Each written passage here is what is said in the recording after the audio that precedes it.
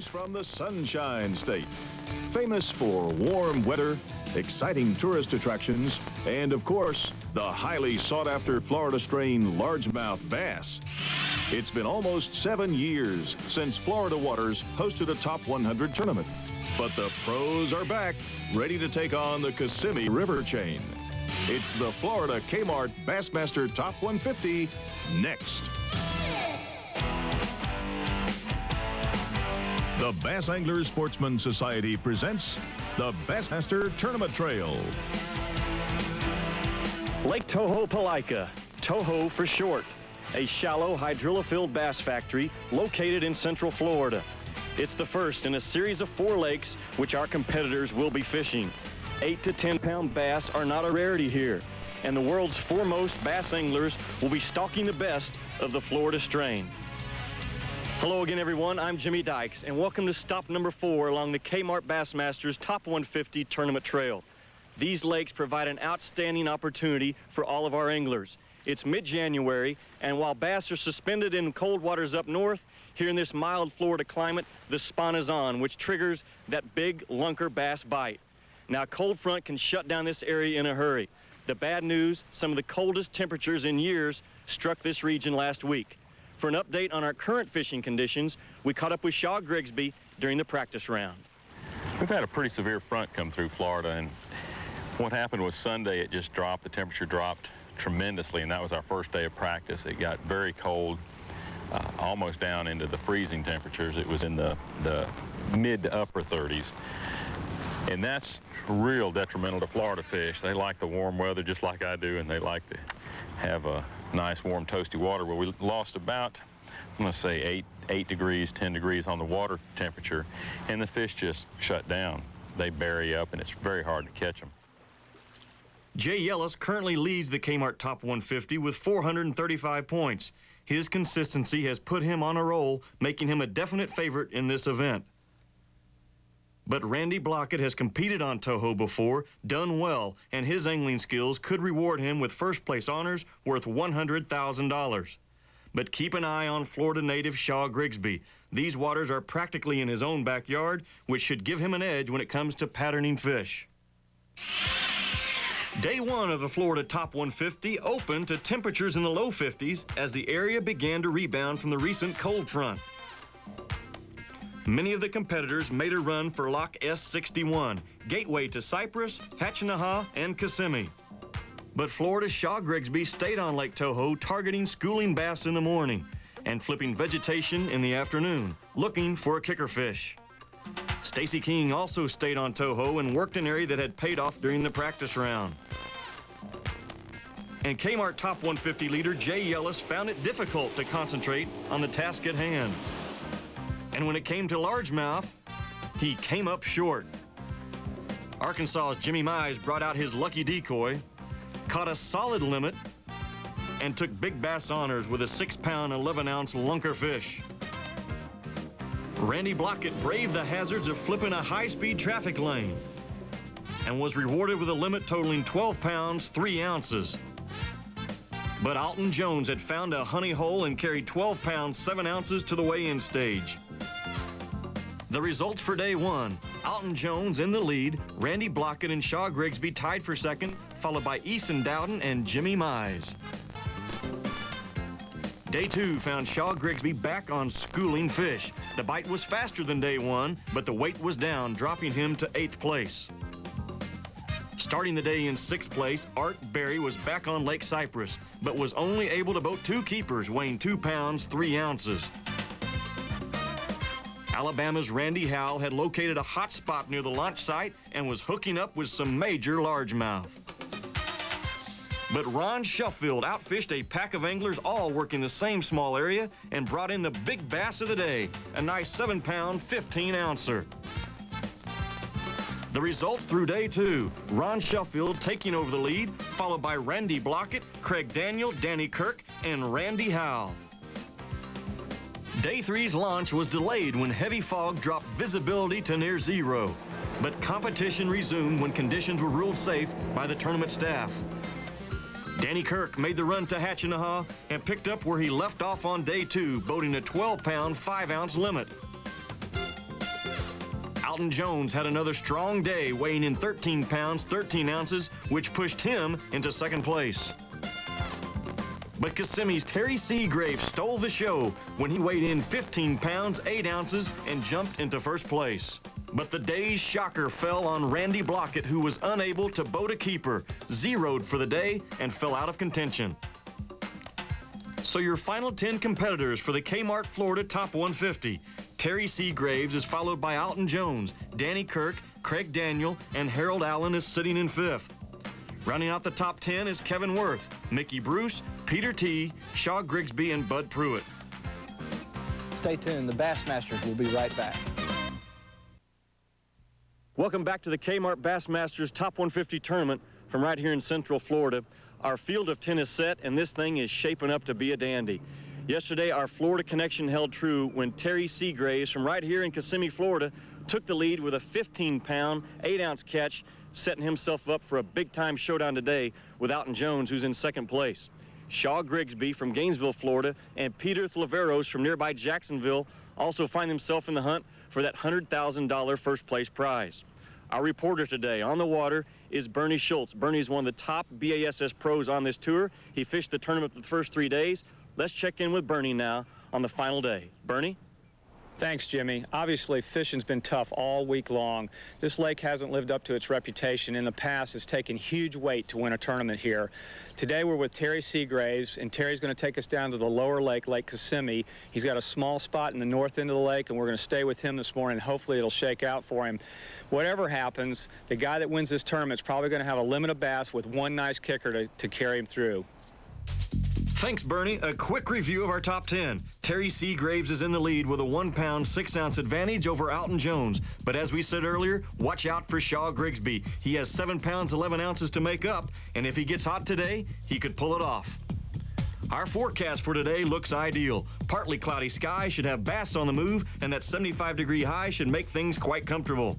Key rules for this tournament: there's a 5-fish limit and a 12-inch minimum in effect. All other BASS tournament rules apply. We're with Craig Daniel. He's fishing a grassy island directly in front of the launch area. I can see a few fish chasing bait in here every now and then, but can't seem to get in front of one of them. Got it. Craig's hooked his first bass of the morning. He's been working a watermelon zoom fluke through the grass, trying to get one of these cruising fish to hit, and it's worked. I guess I got in front of that one. He ain't no begging, but he's a start. Here's our leader, Terry Seagraves, who pulled over 28 pounds out of this area the past 2 days. We asked him about today's fishing conditions. The fish are finicky, but with the weather coming on, I think it's going to get a whole lot better. I'm on a little patch that they're real tight. They're pushing bait up in and schooling, and it's kind of a natural place for them to come and feed, and also to kind of feed up before they start bedding. So I feel good about it. I think maybe if I'm very fortunate, I think they'll be there tomorrow. The area Terry Seagraves is fishing is prime for this time of year. And he's found them on submerged grass. The grass is called hydrilla, and it grows in about 6 to 8 feet of water. And the fish will hold here until the temperatures warm a little more. Then they'll move on in shallower and spawn. And he's hooked up with, looks like a good fish on a worm. He's only been fishing about 5 minutes. Come on, Terry, good job. A nice 2-pounder to start off with. Thanks, Bernie. We're back with Craig Daniel, who's trying to hook his second bass. This grassy island has been his primary location all week. He's got a fish on. You know, Craig's performance in this tournament dramatically improved when he switched from a white zoom fluke to watermelon. That goes to show how important experimenting with bait colors can be. Let's go back to Bernie Schultz.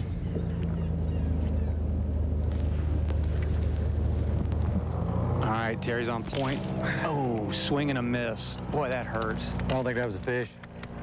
Bernie, Terry said he didn't think that was a fish, but we'll never know for sure, will we? Hope it doesn't hurt him later. Here's Alton Jones, who's having big problems. He's fishing a small grass bed, and anglers in a local tournament have moved into his territory. He's not too happy. Bernie? I got a hit. Okay, Terry's got on another. Oh, he just lost his. Oh, man. That's got to sting. That's 2 in a row he's lost now. Just didn't let him go long enough.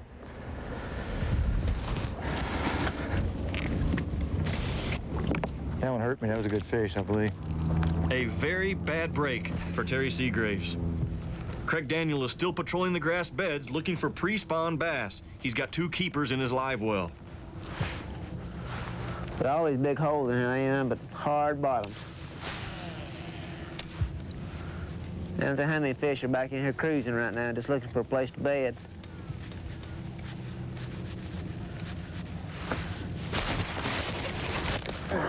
Lord help me. I get hooking one in a minute. That appeared to be a solid fish. Back to Bernie Schultz. Terry Seagraves is hooked up with, looks like a good fish. He started with a worm, fishing real slow in submerged grass, and then he moved to a spider jig, and he's literally swimming the jig over the grass. So far, the worm and the spider jig have produced his first 2 fish. That has to help Terry's spirits. Craig Daniel has hooked up again, and this fish looks good. Jackfish. Oh, I think Craig's gotten into a pickerel. They're fun fish to hook, but not when you're competing for $100,000. Yep, that's a pickerel. Pickerel. Chain pickerel. Our angler's on point here. It looks like he's got a bite. Stay with it. Yes, we're hooked up with our 3rd fish for the day. Come on, Terry, get him in there. Get him in there. All right, it's a small keeper, but that helps. Slow bite. That copper worm has done me a great job. It would appear Terry Seagraves is on his way. We'll return right after this.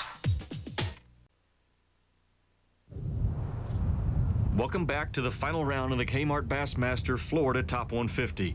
In 9th place, Shaw Grigsby, who told us that earlier he missed hooking a 6+ pounder. But Shaw is catching bass. Moments ago, he boated this keeper, but he'll need a big kicker fish to have a shot at winning the tournament. He's on Lake Toho, flipping the grass and going for the win. Shaw's got a fish on. Ooh, looks like the hit caught him a little off balance, but he appears to have a solid hook set. I don't think that's the kind of fish Shaw's hoping for. He's trying to cull up, and I don't think that bass will help his efforts. Terry Seagraves has 4 keepers so far. Let's check with Bernie Schultz and get a status report on what our leader Terry Seagraves is up to. Jimmy, the lures that Terry Seagraves has used in this tournament to catch his fish consist of a soft plastic worm. This is a June bug colored 7-inch worm made by Culprit.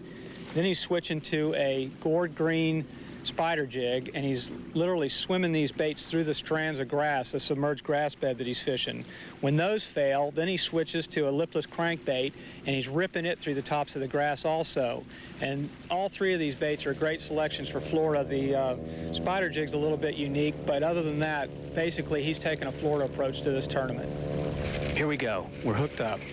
Don't be a pike. Don't be a pike. Daggone pike. Oh, man, it's a pike. Terry cannot get a break from these pike. Boy, that is so discouraging, and it's late in the day. He's got to lock back through into the big lake, so he's a frustrated angler right now. After yesterday's performance, Terry must be scratching his head. Here's Shaw Grigsby, and he's got another fish on. The tournament's winding down, and Shaw needs to put weight in that boat. Another pickerel. Back to Bernie. Jimmy, I'm with Danny Kirk. It's late in the day. The clock's ticking away. He's got a small limit of fish. He's desperately trying to upgrade his stringer, and he just hadn't had a bite in a while. Oh, he's got one now. Oh, he's got him. He does. I thought he was going to lose him there, but he's still got the fish. He's coming out of the grass. He's using a Carolina rig, and the fish just... Come on, get him in, Danny. Get him in, get him in. All right, now he's going to get the cull and upgrade a little bit. Hopefully his stringer will be what he needs here. Boy, the clock's just ticking away. Well, Harold Allen is watching that same clock, and he only has 1 fish in the live well. He's got to be feeling desperate. 1 or 2 ounces could make a major difference in our final standings, payout, and top 150 points. And believe me, Harold Allen knows it. Back to Bernie. Jimmy, we're still with Danny Kirk here in Lake Hashtanaw. He's got his limit. He's desperately needing a kicker fish. And, oh, he's got him on. He's hooked up right now. Boy, the clock's ticking away. It looks like a good fish. Come on, Danny, get him in, bud. Oh, it is. This is a really nice fish if you can get him in. He's using a Carolina rig. Still using the same bait. Oh, man. Oh, he got him in. Unbelievable. I know he's running out of time here. I'm not sure what he's going to do, but I would imagine he's going to head for the lock. So, as Danny Kirk heads for the lock, we're headed for a break. We'll be right back. Welcome back to the Kmart Bassmaster Florida Top 150, where we have another huge crowd on hand. Here's where we stand with 3 competitors still waiting to weigh in. Craig Daniel tops the list with 38 pounds, 10 ounces, followed by Mickey Bruce, Alton Jones, Harold Allen, Kevin Worth, Peter T., and Bud Pruitt. Let's go to Bernie Schultz, who's with Shaw Grigsby. I'm with 9th place qualifier Shaw Grigsby, Gainesville, Florida. Shaw, tell us about your day real quick. Well, I tell you, it was a great day. I caught a lot of fish, lost the big one, which is just a sad deal. I just didn't button her up, but I've got a nice little competitive string. We'll see how it pans out when we get up to the weigh-in. Here comes Danny Kirk, who got stronger as this tournament wore on. Danny made his first classic appearance last year, and his self-confidence continues to grow. Danny's going to need exactly 6 pounds to take the lead from Craig Daniel. Look at this crowd. Here we go. Watch him, folks. Watch him. Easy does it. 8 pounds and 5 ounces new lead. Danny Kirk has done it. He's taken over the lead and put a little more pressure on the 2 Floridians, Shaw Grigsby and Terry Seagraves. Those last-minute bites gave Danny the fish he needed to jump to the top. Here's Terry Seagraves making his way to the stage. But up first, Shaw Grigsby, who needs 13 pounds, 12 ounces to overtake Danny Kirk. Well, this is like being at the Bassmaster Classic. This is great. We need to have every tournament in Florida. I love it, yeah. Never let it be said that Shaw can't work a crowd. Let's go up to Don Day. 13 pounds, 4 ounces. 13-4. Shaw Grigsby has fallen 8 ounces short, but he moves into second place. Come on to us, son. We've been waiting on you. So it all comes down to Terry Seagraves, our leader going into this final round. Terry needs 6 pounds, 1 ounces to jump back into first place. Here we go. Let's watch the scales. Here we go, folks. 5 pounds, 9 ounces. Oh! So Terry Seagraves falls short, and Danny Kirk's determination right up to the final minutes of this competition rewards him with first place honors. This has been a tournament of surprises, starting with a cold front that shut things down early, but like the warming trend in the weather, Danny Kirk got hotter as the tournament wore on and has captured his first BASS victory. We'll be back to wrap things up right after this. The Pros Pointer, brought to you by Wrangler Rugged Wear. Okay. Hi, I'm Jay Yellis, and today's Pros Pointer is on equipment selection. I'm asked all the time, Jay, how do you choose the right rod and reel for fishing? Well, in my own experience, I've found it very advantageous over the years to incorporate both right and left-handed retrieve reels in my fishing. The reason is simple. As a right-handed fisherman, I found it very advantageous for the flipping and pitching technique to always keep the rod in my strong arm. As a result, I had to learn how to reel left-handed, but it was worth it because it allowed me to never lose touch with the bait by having to switch back and forth between hands with the rod. For all other types of fishing, crankbaits, spinnerbaits, whatever, I'm basically ambidextrous. I'll go either way, and that keeps me from ever getting tired during a long day's fishing. Hey, incorporate a couple of these ideas into your fishing, it'll make you a better angler. The fish have been weighed, the results are tallied, and Danny Kirk from Bartow, Georgia, comes from 3rd place on the final day and wins that $100,000 first place prize. He's standing by with Bernie Schultz. Bernie, I can't believe it. I tell you look like you're in shock. Tell us about your day. I'm still in shock. I had 4 fish early this morning. At 1:27, I still had 4, and I need to leave at 1:30. The fish came up schooling. I caught 4 keepers, and that's what done it for me. Well, obviously it was enough. It was close, but you pulled it off, man. Congratulations. Back to you, Jimmy. Congratulations to Danny Kirk on winning the Kmart Bassmaster Top 150 tournament here in Kissimmee, Florida. We've had an outstanding time. We hope you have too. Till next time, so long. BASS presents The Road to the Classic. Consistency and solid performances have put Kevin Van Dam in the lead for the top 150 points race. Rick Klun sits in 3rd and hopes to extend his classic record to 5 victories. Randy Howell in 12th wants another shot at the World Championship. And 2-time classic champion George Cochran sits in a tie for 25th. In the Eastern Division, Dustin Wilkes maintains his lead with a 5-point edge. There's a battle in the Central Division between Kevin Van Dam and Gary Klein. And in the West, Aaron Martins controls the top spot with 585 points. You can follow the Road to the Classic at home Just log on to www.bassmaster.com and stay up to date on the Bassmaster Tournament Trail. We'll see you in New Orleans. The Bassmaster Tournament Trail has been brought to you by the Bass Anglers Sportsman Society, Ranger Boats, Wrangler Rugged Wear, Quantum, Chevy Trucks, Mercury Outboards, Terminator, Bass Pro Shops, Berkeley, Jersey's Activewear, Pennzoil, and by Raytheon.